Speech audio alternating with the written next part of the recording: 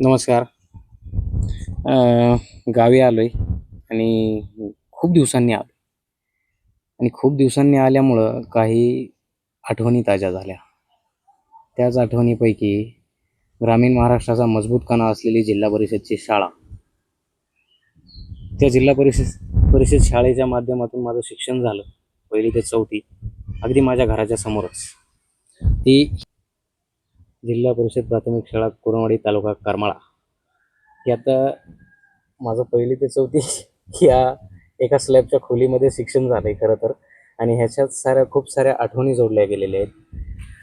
तर त्या आठवणीच्या माध्यमातून मला सांगायचं एवढंच की आत्तापर्यंत भरपूर सारे जुनी मंडळी जी आहेत ना, आपली जुनी, म्हणजे माझा 1995चा जन्म असल्यामुळे मी सांगतोय की तसा पण लई जुना नाहीये.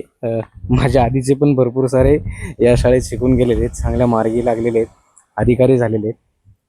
आणि गावखेड्यामध्ये ज्ञानाची ज्योत पेटवणारी, गावोगावी वाड्या वस्त्यावरती ज्ञानाची ज्योत पेटवणारी एक जादूची छडी म्हटली जाणारी म्हणजे जिल्हा परिषदची शाळा. तर ही अशी जिल्हा परिषदची शाळा आहे. आणि जिल्हा परिषदच्या जिथे शाळा आहे त्या शाळेच्या बाजूलाच तुम्हाला जादू दाखवतो. जादू म्हणण्यापेक्षा माझं लय अवघड होतं. हे बघा, हे माझं घर. इथं पहिले पत्र्याचं छप्पर होतं, पत्र्याचं नाही, कुडाचं छप्पर होतं. आणि हे बाकीचं हे स्लॅबच्या 3 रूम आहेत ते होतं असं. तर शाळा जवळ, घर जवळ, नाही आला तर गुरुजी लांबूनच आवाज टाकायचे, संदीप कुठे गेला, म्हणून मला कंटिन्यू रोज शाळेत यावं लागायचं. आणि शाळेच्या माध्यमातून आम्ही येडापणा पण भरपूर केलेला आहे. त्याच ह्या वरांड्यामध्ये आमच्याच गावातला एक मुलगा होता, चेष्टा मस्करीमध्ये अशीच लहानपणीच्या एकमेकांना चिडवण्यावरनं झालं असतं, वादविवाद झाला असतं. मला चांगलं आठवतंय, वादवाद थोडासा वाढला आणि त्यांनी माझा डायरेक्ट, हे तुम्ही पाहू शकताय, कानच तोडला, दाताने चावला आणि तुकडाच त्याच्या तोंडात तुटून आला. तर ही माझी सगळ्यात मोठी जिल्हा परिषद प्राथमिक शाळेची आठवण म्हणून माझ्या कानाचा तुकडा इथं गेलेला आहे.